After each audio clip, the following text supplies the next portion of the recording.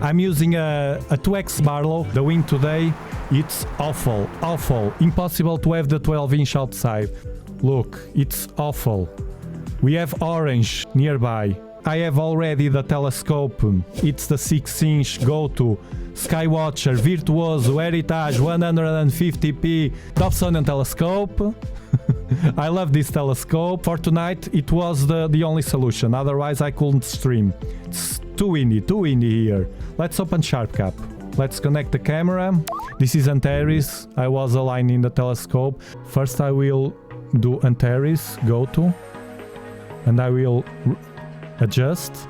You see, it's not very well.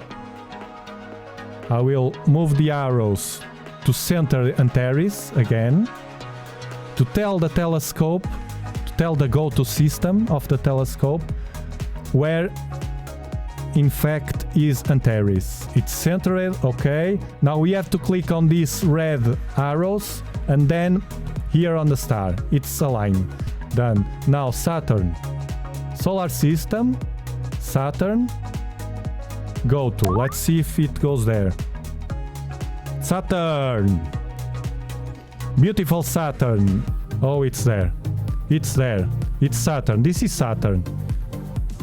I'm curious to see the size in this telescope with this cheap Barlow.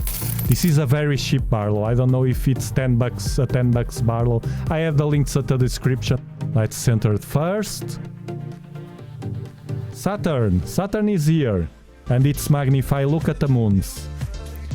As I have the exposure at 2 seconds, it's too high to watch Saturn, we can see the moons.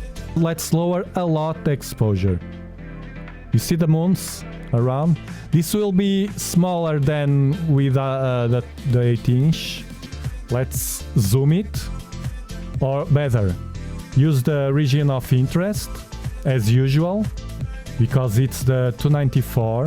With the 224, this is a good target for the 224. 800 by 600. Let's see. Yes, I think it's the sweet spot. Now, I will zoom.